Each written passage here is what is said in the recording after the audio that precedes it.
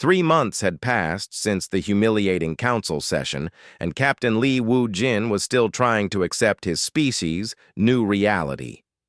Human colonies across the galaxy now had alien overseers watching their every move the Velkari monitored. Mining operations. The Nexari supervised farming worlds. The Zephyrians managed trade routes.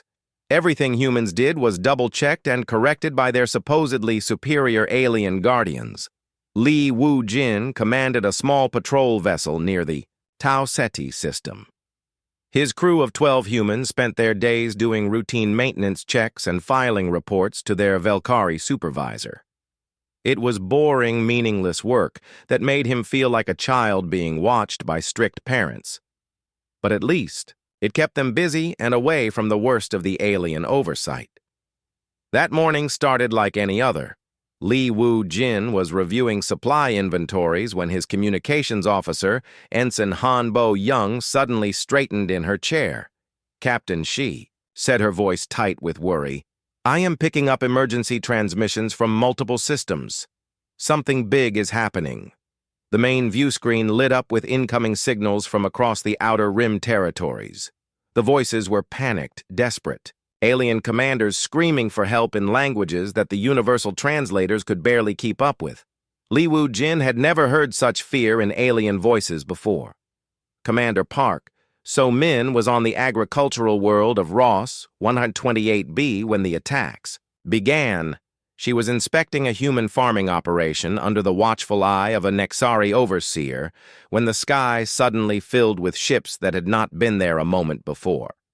The vessels were sleek and black, with designs unlike anything in the Galactic database.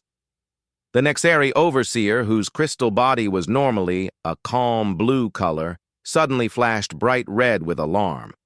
"Impossible!" she pulsed frantically. "These ships are not showing on any sensors.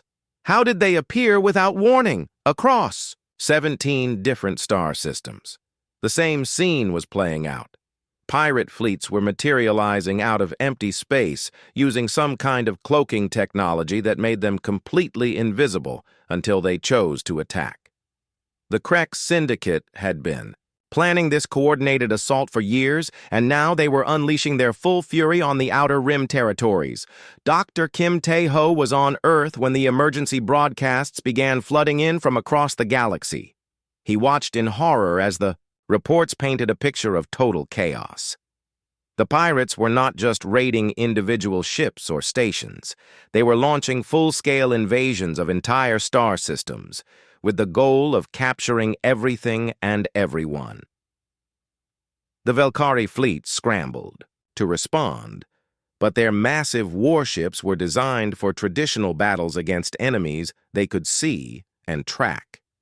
The invisible pirate vessels struck like ghosts, hitting supply lines and defensive positions before vanishing back into the void. Their tactical computers could not calculate firing solutions for targets that did not officially exist on the mining world of Kepler 442b.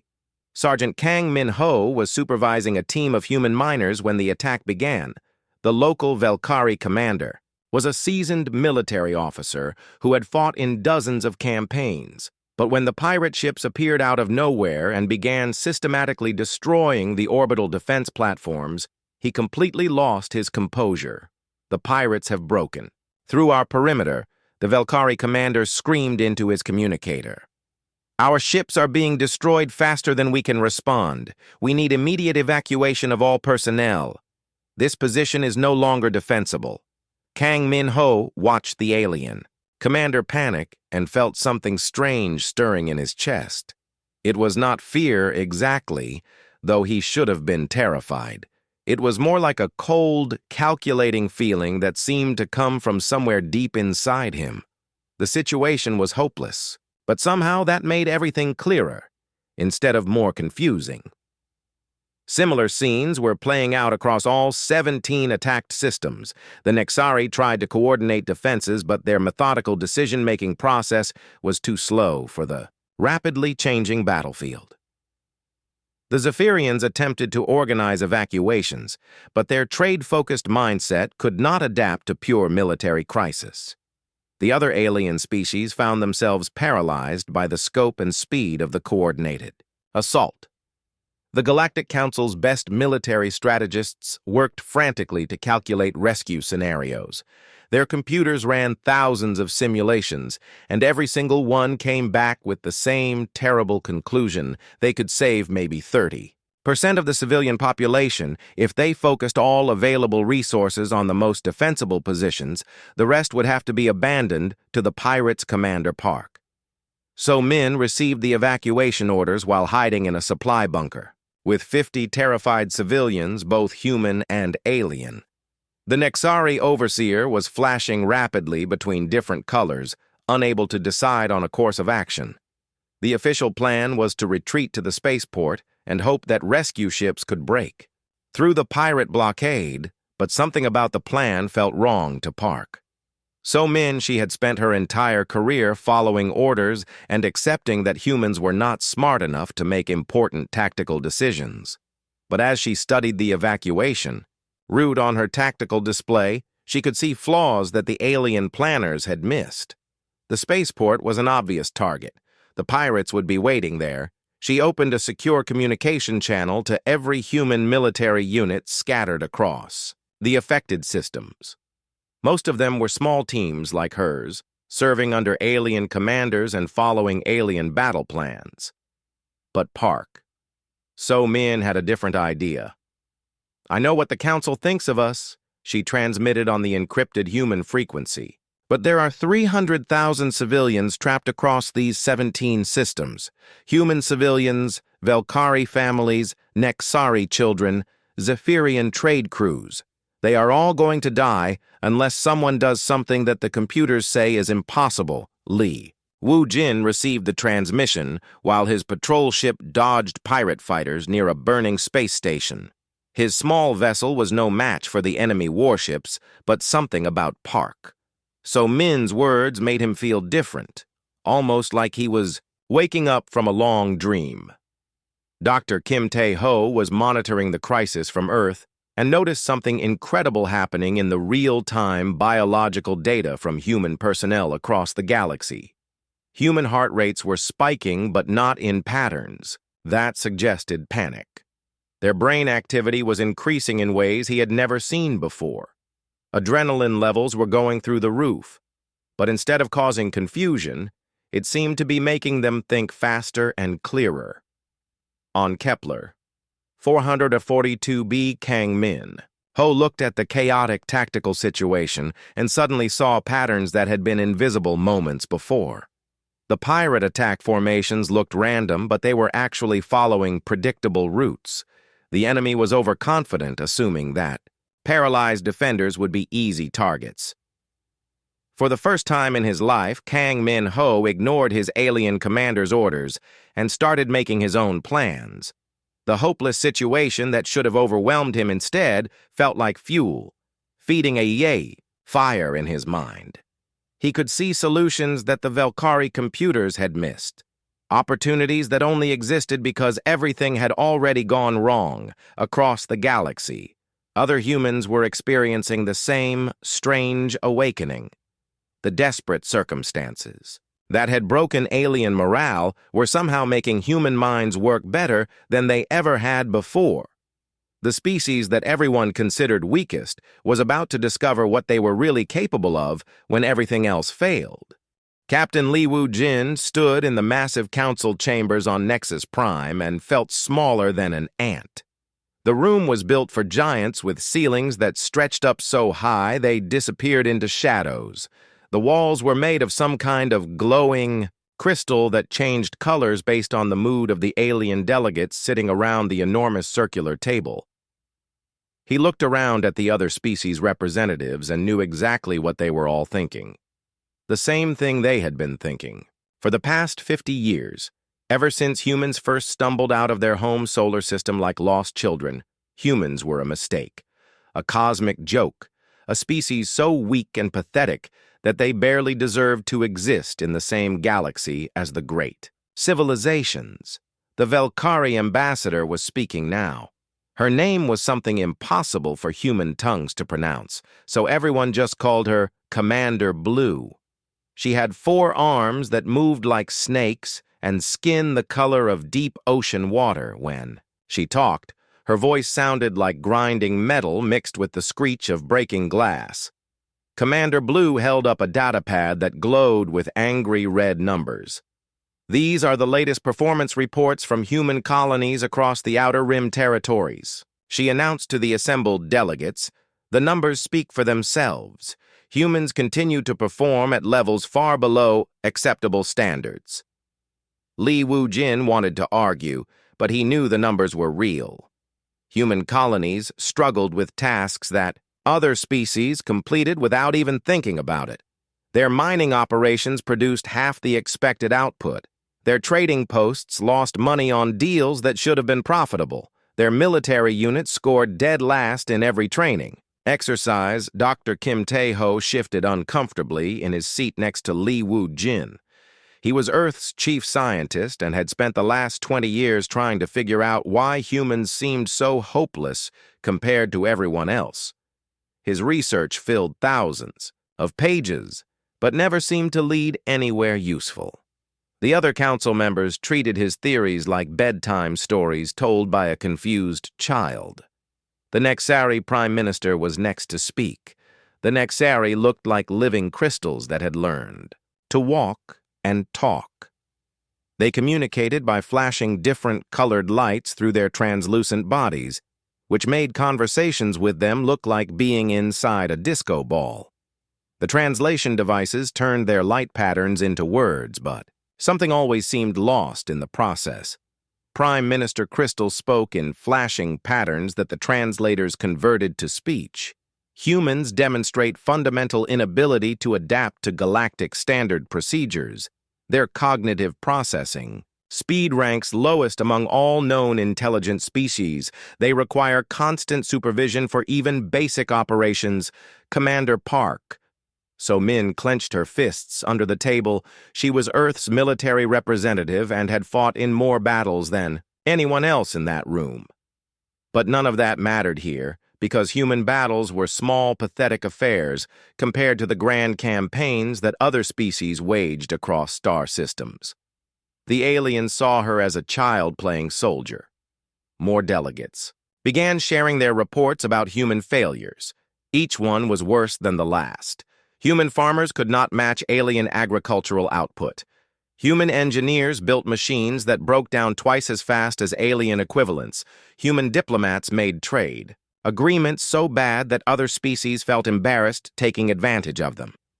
The Zephyrian trade representative stood up on his 6 insect-like legs. His species looked like giant praying mantises crossed with butterflies. Their wings shimmered with colors that hurt human eyes to look at directly. "We have tried to help humans improve their economic performance." He clicked and buzzed through his translator. "But they seem incapable of learning even basic market principles. We lose money every time we attempt fair trade with them." Dr. Kim Tae-ho finally could not stay quiet any longer. He stood up, and his human height made him tower over most of the seated aliens, but somehow he still felt tiny in the vast chamber. With respect to the council, he began in his careful diplomatic voice, "My research suggests that human brain chemistry operates on fundamentally different principles than other species. Perhaps what appears to be poor performance is actually—" Commander Blue cut him off with a wave of all 4 arms. "Dr. Kim, we have heard your theories many times. Your species has had 50 years to prove itself. The evidence is clear. Humans are simply not equipped for life in galactic civilization." The other delegates nodded or flashed agreement. Each species had their own way of showing approval, but the message was the same. Humans were failures. Period. End of discussion. No amount of scientific theories or hopeful thinking would change the cold, hard facts. Prime Minister Crystal began flashing in the specific pattern that meant an official vote was being called. The translation came through loud and clear in the silent chamber. "The Galactic Council hereby votes on Resolution 2847 regarding the reclassification of human Status within galactic society. One by one, the delegates cast their votes. The Velkari voted yes. The Nexari voted yes. The Zephyrians voted yes. Every single species represented in the council voted the same way. It was unanimous. Humans would be downgraded to Class D status, the lowest possible ranking for an intelligent species. Li Wu-Jin felt his heart sink as he listened to the final announcement. Effective immediately, all human colonies and operations will be placed under direct supervision by appointed overseers from more capable species. Humans may participate in galactic society only under constant guidance and monitoring. This decision is final and will remain in effect until humans demonstrate significant improvement in all performance categories. The three human representatives sat in stunned silence as the other delegates began filing out of the chamber. Some of the aliens looked almost sad about the decision, but most just seemed relieved that the problem of dealing with incompetent humans had finally been solved. Dr. Kim Tae-ho stared at his research notes scattered across the table in front of him. Decades of work trying to understand human potential, and it had all amounted to nothing. The galaxy had made its decision. Humans were officially the weakest link in galactic civilization, Commander Park. So Min was already thinking about how to break this news to the human military forces under her command. How do you tell proud soldiers that they are now considered too incompetent to make their own decisions? How do you explain that their entire species has been declared unfit for independent operation? As they walked through the crystal corridors of Nexus Prime toward their transport ship, the three humans moved in heavy silence. The alien architecture around them seemed to mock their failure with its impossible beauty and advanced technology. Everything here was beyond human capability. Everything here proved how far behind they really were. Li Wu-Jin looked out. Through a transparent wall at the spaceport, where ships from 100 different worlds came and went in perfect harmony, each vessel represented a civilization that had mastered interstellar travel centuries before humans even invented the wheel. The universe was full of wonders that humans could barely comprehend, let alone create.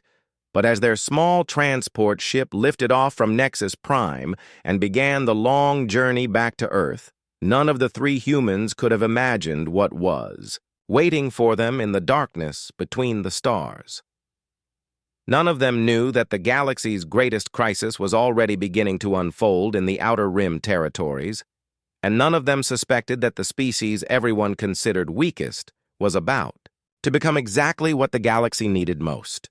Lieutenant Yang Ji-soo had been trapped in Mining Station 7 for 3 hours with 50 civilians and no way out. The pirate ships were closing in fast, and the Velkari commander had already declared the position lost. But something incredible was happening inside Yang Ji-soo's mind. The desperate situation that should have made her panic was instead making her think with a clarity she had never experienced before. She stood in the station's control room looking at tactical displays that showed certain death approaching from all directions. The pirates had overwhelming firepower and numerical superiority. Every military manual said that surrender was the only logical option, but Yang Ji-soo was not thinking about military manuals anymore. She was thinking about the mining equipment around her in completely new ways. The station had industrial laser cutters designed for asteroid mining. Yang Ji-soo realized that with some modifications, they could become defensive weapons. The ore processing systems could be converted into projectile launchers. The artificial gravity generators could be adjusted to create disorienting fields that would confuse attacking ships. Her hands moved across the control panels with impossible speed and precision, connecting systems that were never meant to work together. But somehow she knew exactly which modifications would work and which would fail. Her mind was processing dozens of variables simultaneously, calculating power requirements, structural stresses, and timing sequences across the galaxy. Similar awakenings were happening to humans under extreme pressure.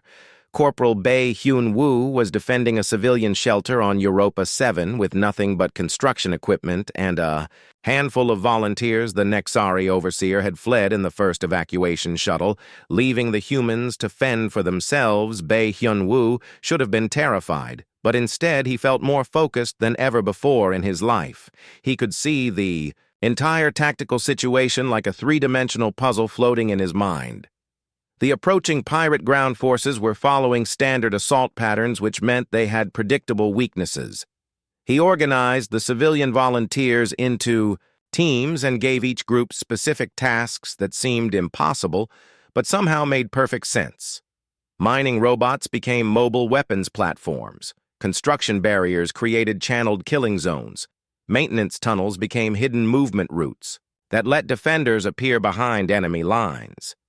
The stress that should have overwhelmed Bae Hyun-woo instead felt like electricity flowing through his nervous system.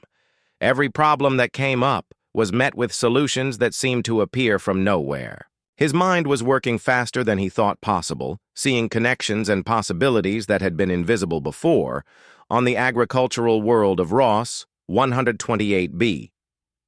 Engineer Han Ye-jin was trying to protect a farming complex with equipment that was never designed for combat. The Nexari overseer was flashing panic colors and repeating that resistance was futile. But Han Ye-jin was discovering that futile situations were exactly where human minds worked best. She looked at the irrigation systems and saw pressure delivery networks. She looked at the harvesting machines and saw mobile weapons platforms. She looked at the fertilizer storage tanks and saw explosive charges that could level entire sections of the complex if the pirates tried to breach the perimeter. Her hands moved with surgical precision, rewiring control systems and reprogramming automated equipment.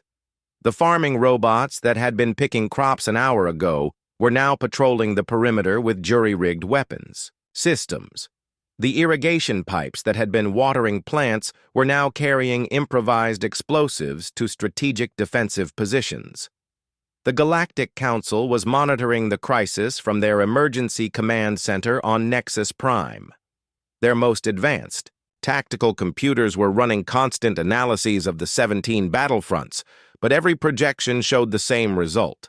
Total defeat within 6 hours, maximum civilian casualties, expected pirate victory across all systems, but then something impossible started appearing in their sensor readings. Human forces were not just holding their ground, they were actually pushing back against overwhelming odds. The same humans who had failed every standard military evaluation were now performing feats that violated every known principle of tactical warfare.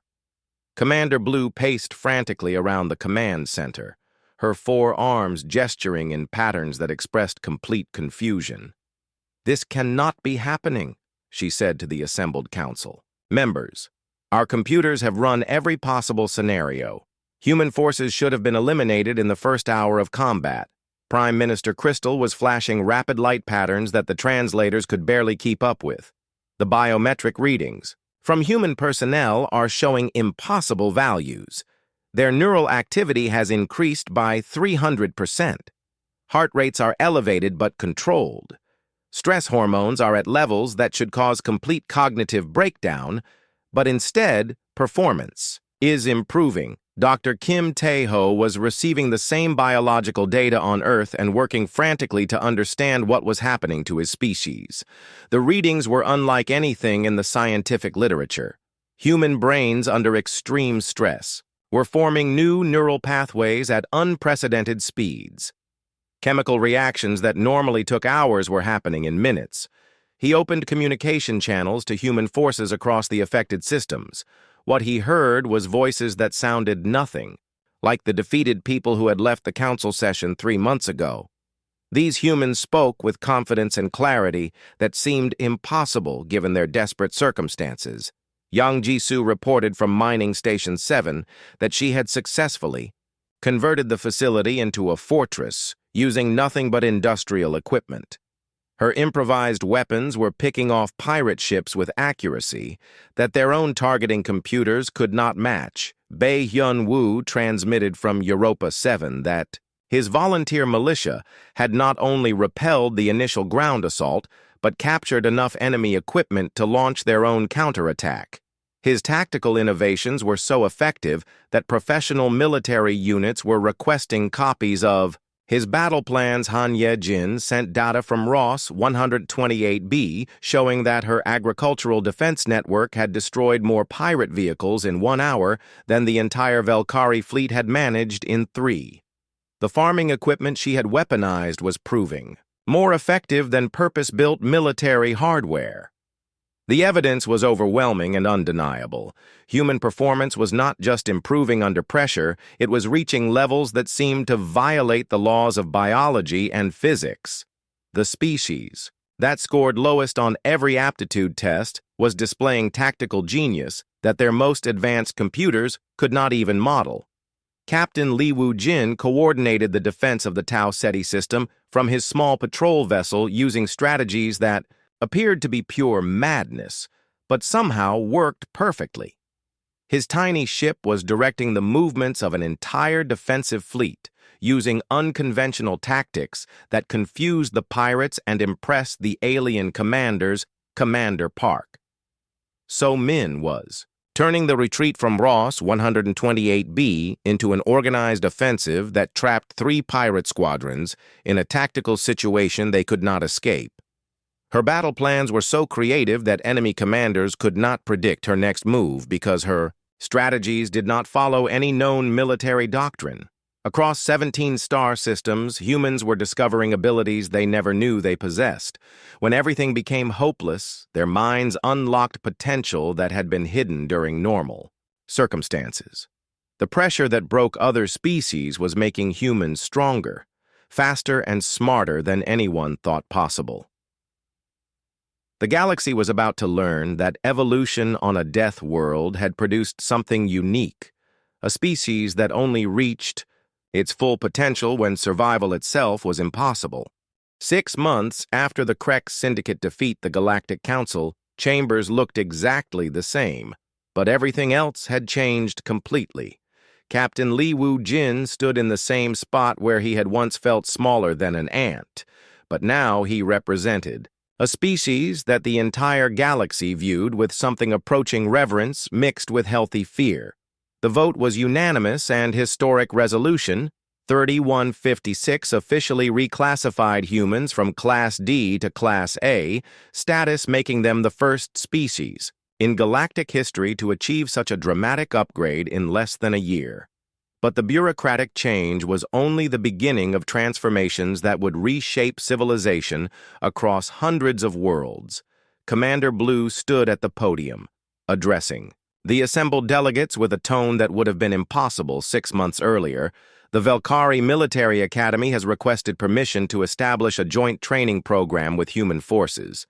She announced, "Our officers need to learn chaos management, and adaptive tactics that cannot be taught through traditional methods."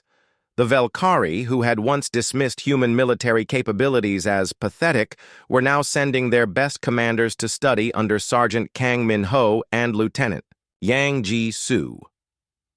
The same humans who had failed every standard evaluation were now teaching courses in improvisation and crisis leadership to species that had mastered warfare for millennia. Prime Minister Crystal pulsed with light patterns that expressed something between admiration and concern. The Nexari Collective has voted to incorporate human advisors into all major decision-making processes. She flashed, "Our methodical approach to problem-solving, while excellent for long-term planning, leaves us vulnerable to rapid changes that require immediate adaptation." The crystalline beings who had once viewed human cognitive abilities as fundamentally defective were now requesting human consultants for every important government decision. Their perfect logical processes worked wonderfully when they had time to analyze all variables, but failed completely when circumstances changed faster than committees could meet. Dr. Kim Tae-ho found himself appointed as the first director of interspecies biological research, a position created specifically to study human performance capabilities. Every major university in the galaxy wanted to establish exchange programs with Earth scientists from dozens of worlds were requesting access to human test subjects to understand how evolution could produce such contradictory abilities. His research facility had become the most important scientific institution in known space, drawing researchers who wanted to understand how a species could appear. So incompetent under normal conditions while displaying near-supernatural abilities during crisis situations. The implications extended far beyond military applications. Engineer Han Ye-jin was leading a mixed-species engineering team tasked with developing new technologies based on human innovation principles. The galaxy had spent centuries perfecting systems designed to prevent failure, but Han Ye-jin was teaching alien engineers to design systems that could succeed after everything else went wrong. Her workshop looked like chaos to alien observers, with half-finished projects scattered everywhere and modifications being made to equipment that was supposedly already perfect, but the results spoke for themselves. Her team's innovations were solving problems that traditional engineering approaches could not even identify. The Zephyrian Trade Confederation had completely restructured their economic policies based on human market behavior patterns. Their careful mathematical models for predicting trade outcomes had been shattered by human merchants who seemed to make terrible decisions that somehow resulted in incredible profits. Human traders operated on intuition and rapid adaptation rather than careful analysis and long-term planning. They made deals that violated every principle of sound economics, but generated wealth through methods that alien computers could not calculate or predict. The galaxy was learning that maybe perfect efficiency was not always the most profitable approach. Captain Li Wu-jin received his new assignment as the Galactic Council's first director of crisis response. The position had never existed before because no one had imagined that crisis management could be turned into a systematic advantage. His job was to identify potential threats and prepare rapid response protocols that could be activated when conventional approaches failed. The council chambers, where he had once felt humiliated, were now equipped with tactical displays and communication systems that could coordinate responses across multiple star systems.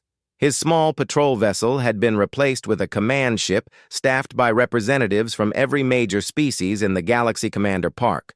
So Min established the Galactic Defense Initiative, a new military organization based on human tactical principles rather than traditional alien warfare doctrine. Her training programs taught mixed species units to embrace chaos and turn disadvantages into strategic opportunities. The old model of galactic defense had been based on overwhelming technological superiority and predictable battle plans, Park.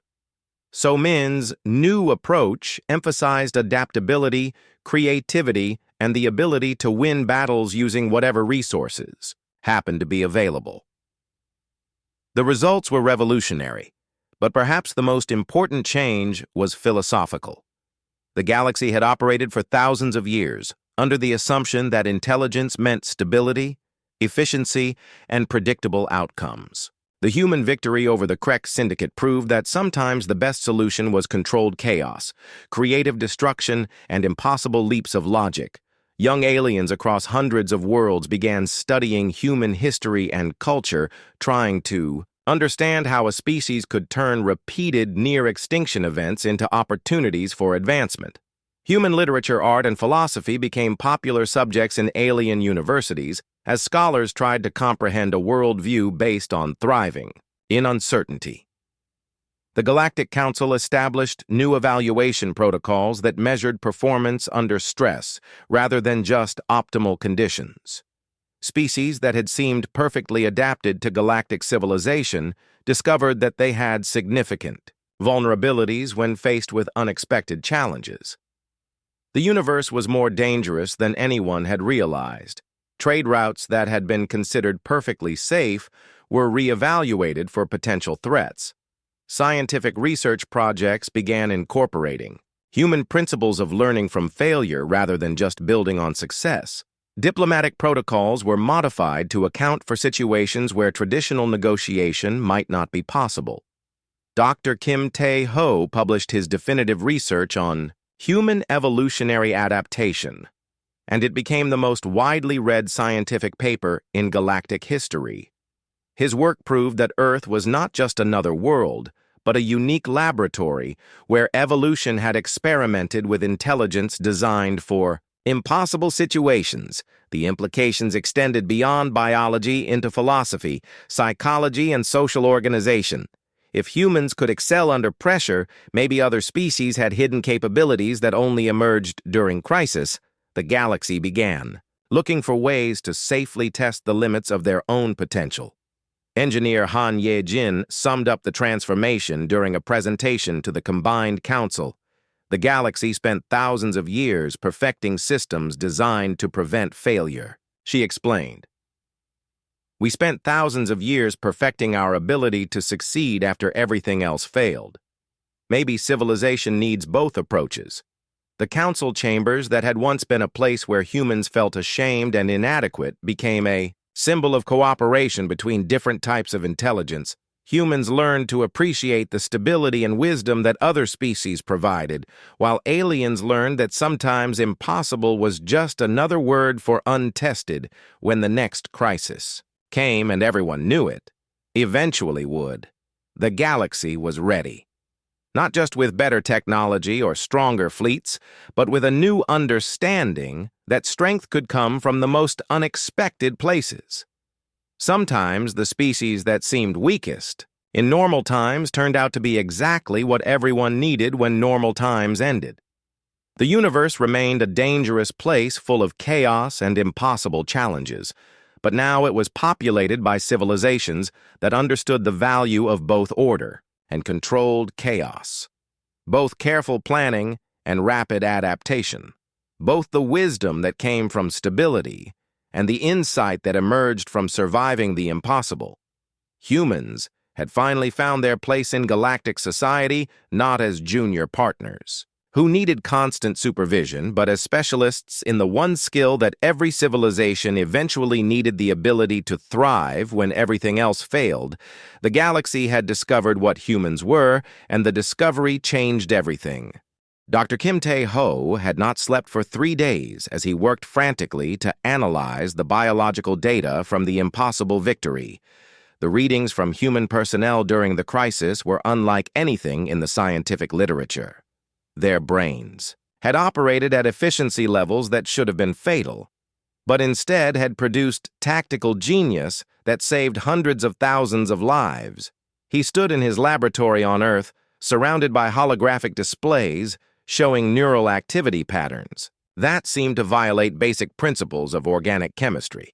Human subjects under extreme stress had displayed cognitive abilities that exceeded the performance of most alien species' artificial intelligence systems. The implications were staggering and terrifying. The Velkari ambassador arrived at Earth 3 days after the battle ended. Her forearms were trembling slightly, and her usual arrogant demeanor had been replaced by something that looked almost like fear. She requested an immediate meeting with Earth's representatives, and her message was simple. "We need to understand." Commander Blue sat across from Captain Lee Woo-jin in a conference room that had been hastily prepared for the emergency diplomatic session. Her voice was different, now lacking the condescending tone that had characterized every previous interaction with humans. "Our most advanced tactical computers predicted total civilian losses across all 17 systems," she said slowly.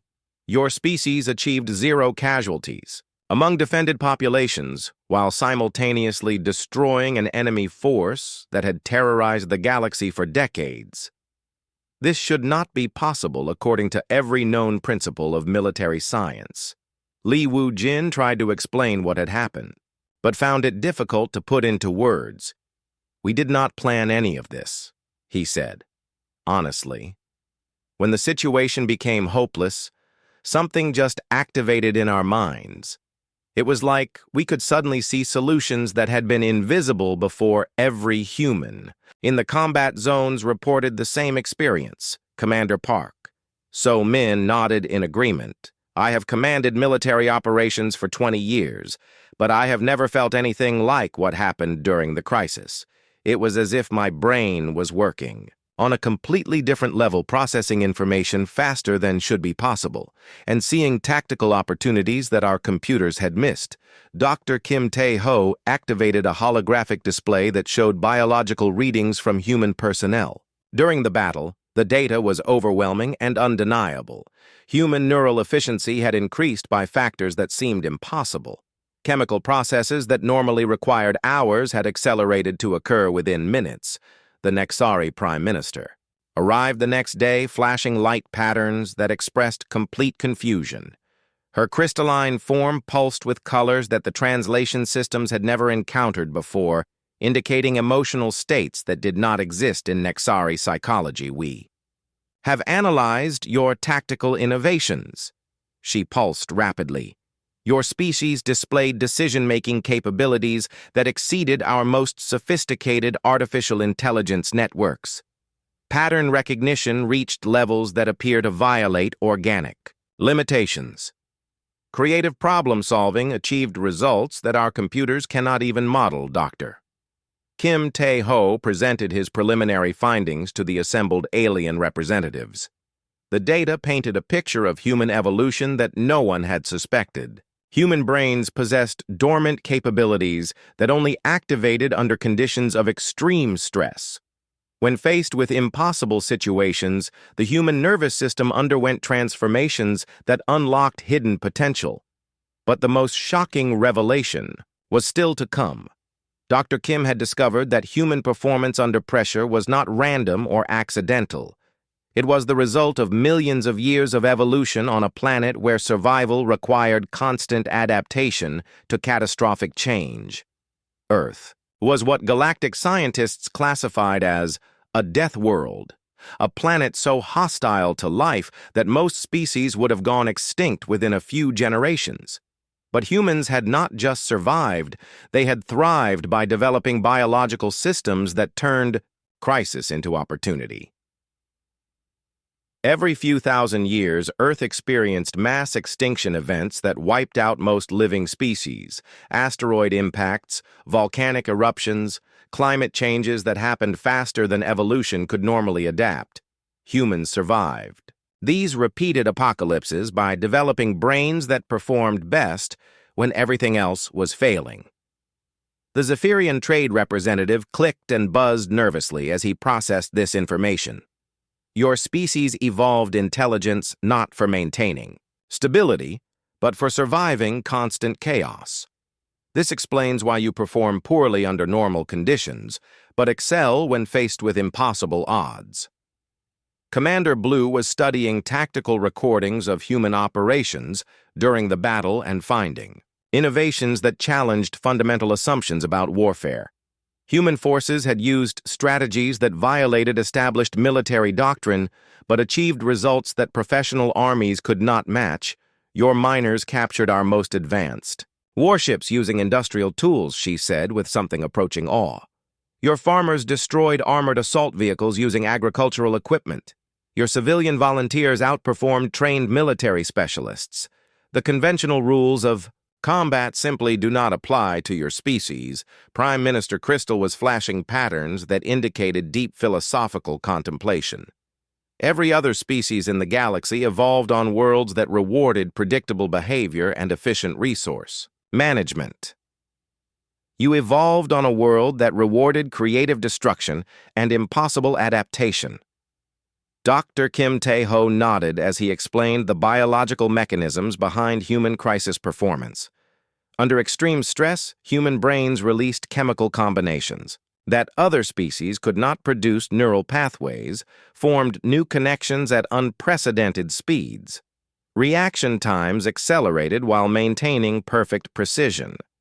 The evolutionary pressure that created this adaptation was unique in galactic history. Most intelligent species developed on stable worlds where survival depended on maintaining social order and technological advancement.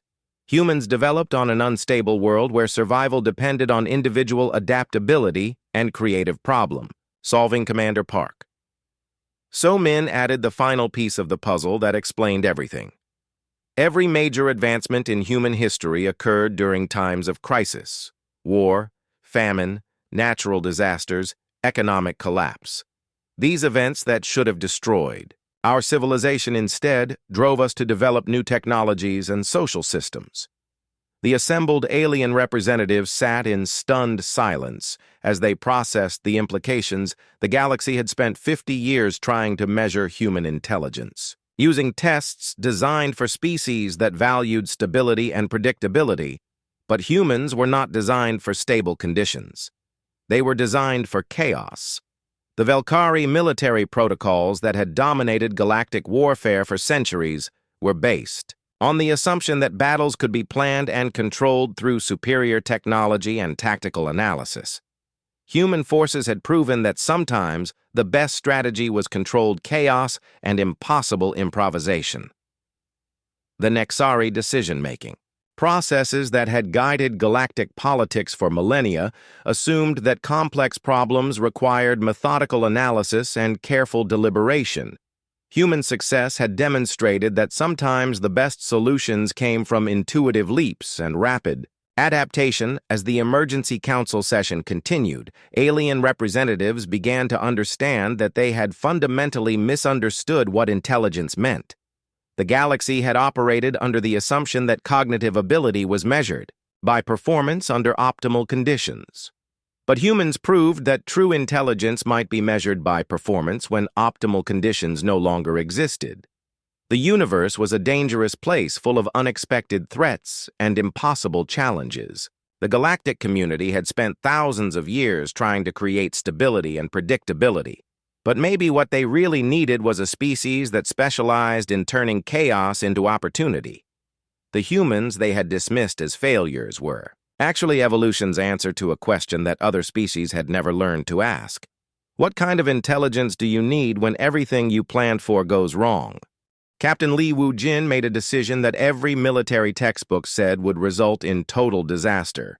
Instead of following the Galactic Council's evacuation protocol, he opened secure channels to human forces across all 17 attacked systems and proposed something that sounded like pure insanity: simultaneous counterattacks on every front using whatever resources they could find.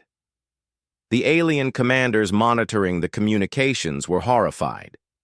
Commander Blue transmitted frantically from Nexus Prime. You cannot coordinate 17 separate offensive operations with mining equipment and civilian volunteers. This is suicide on an impossible scale. But Li Wu-jin was not thinking about military doctrine anymore. His mind was working on levels that felt completely natural, even though they should have been impossible. He could see the entire multi-system battlefield like a living organism and understand exactly how each piece connected to every other piece.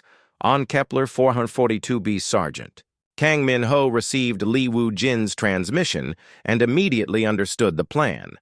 The pirates were overconfident because they thought they were fighting defeated enemies. If human forces attacked simultaneously across all systems, the enemy would face chaos they could not predict or control. Kang Min-ho gathered his team of miners and explained the mission. They were going to capture a pirate command ship using nothing but industrial cutting tools and mining explosives. The plan violated every rule of space combat, but somehow it felt as natural as breathing. His team moved through the asteroid field surrounding Kepler 442b like predators who had been hunting in space their entire lives.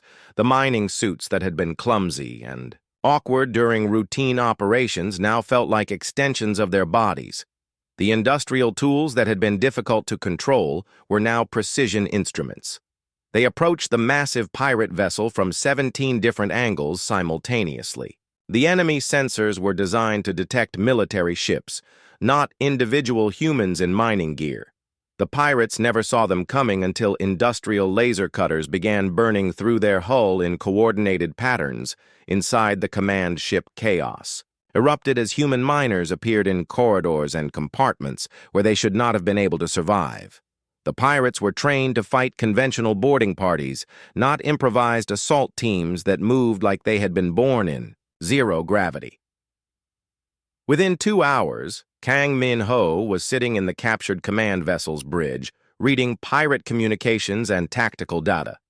The enemy fleet coordination was collapsing as their commanders lost contact with their mobile command. Center's human forces were capturing ships across all 17 systems, using similar impossible tactics.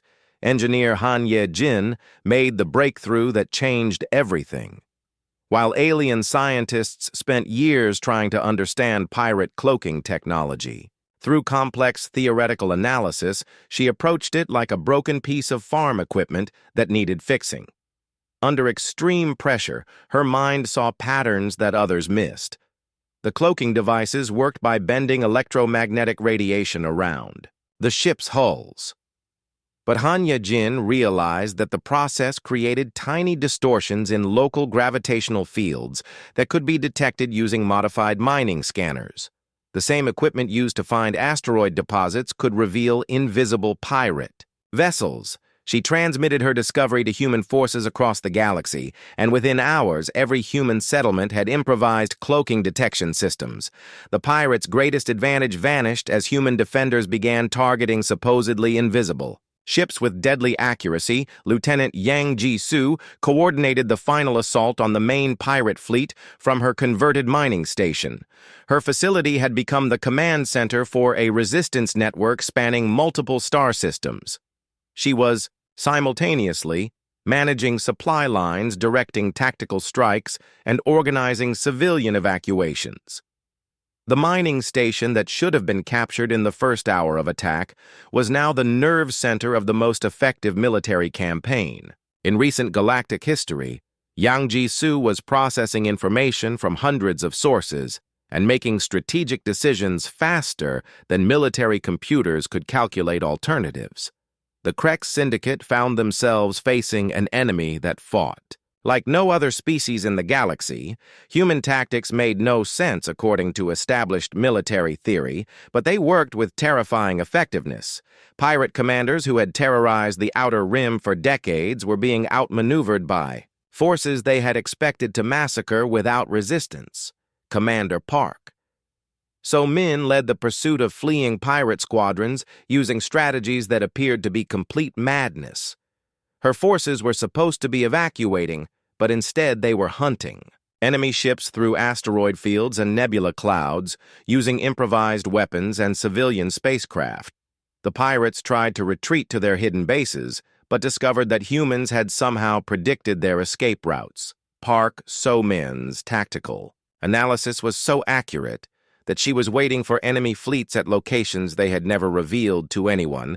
Captain Lee Woo-jin coordinated the final phase of the operation from his small patrol vessel. His tiny ship had become the central command post for defensive operations across 17 star systems.